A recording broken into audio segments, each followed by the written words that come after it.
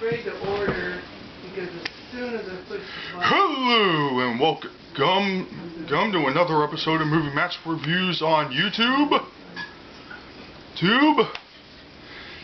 Today's movie was the highest grossing animated film in 1994 and the 32nd film in the Disney animated canon as a whole. The movie in question was The Lion King.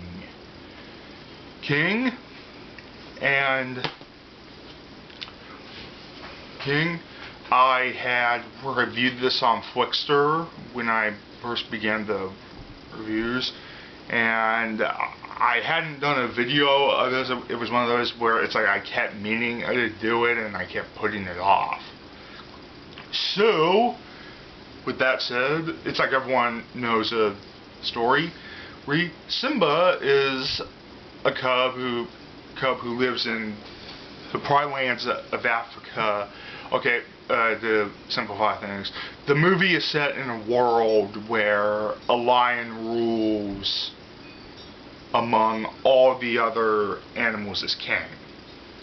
And to the word Lion King, the film opens with a cub. It's like he has a cub named Simba, and he's the heir to his father. However, his brother, for whatever reason, decides he wants to be king. So he stages a coup, kills his brother, emotionally manipulates the cub into thinking that he was the one who killed him, and makes him go into exile, so that and then after he grows up, he comes back to challenge his uncle for the throne. If this sounds like a Shakespeare play, it is. It's based off of Hamlet.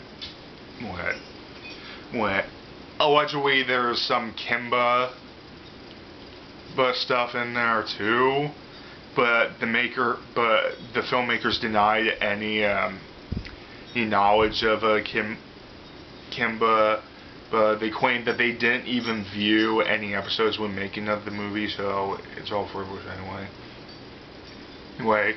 So, as a story, The Lion King is one of those where it's like, it utilizes dramatic irony in that where we know the truth but the other characters don't. And Frozen's another one that uses a dramatic irony, but a lot of people were saying that in the usage of dramatic irony, it kind of almost muddled the message a little bit.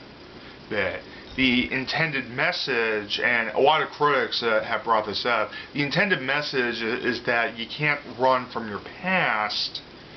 You almost past, and you shouldn't let your fears win. It's a good message, but once he gets back to the kingdom, he falls prey to the uncle's manipulations of him. And it's only when the uncle confesses that he was the real traitor, then everyone's like, oh wait, he was never a traitor at all. No, a lot of people were saying, what? But again, that's the thing, was the dramatic irony aspect. We know that the real traitor is his uncle, but everyone else does not. And does it work within the realm of the story? Kinda. It kind of does, but it kind of doesn't in terms of message delivery. The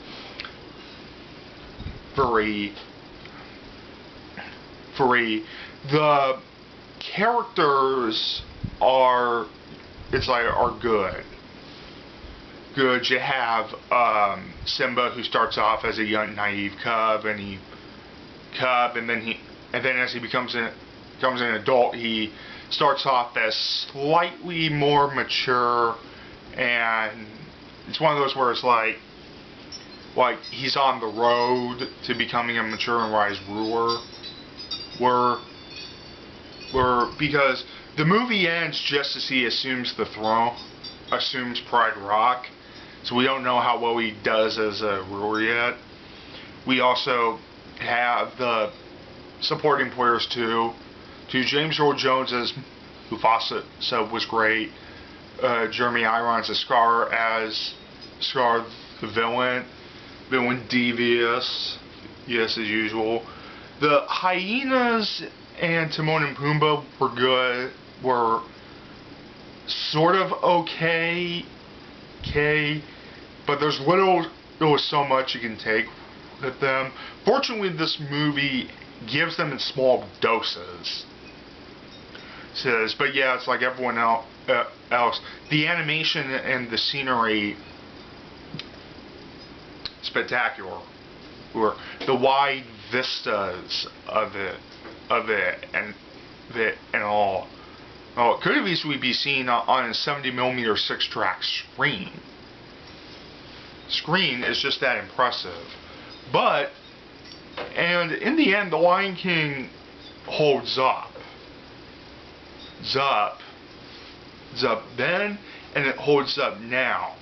And actually, they've actually been releasing a little bit newer material. There's a TV show on Disney Junior called The Lion Guard, which is supposed to be like it's a midquel, broad strokes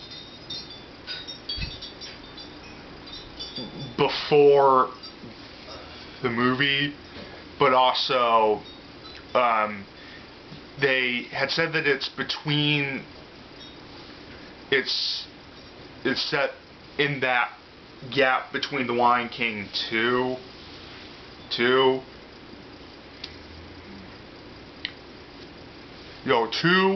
but before she goes on her first hunt, and we'll get to that in next one. But yeah, The Lion King is a good franchise, and it's nice to see that Disney is paying a little bit more attention to it.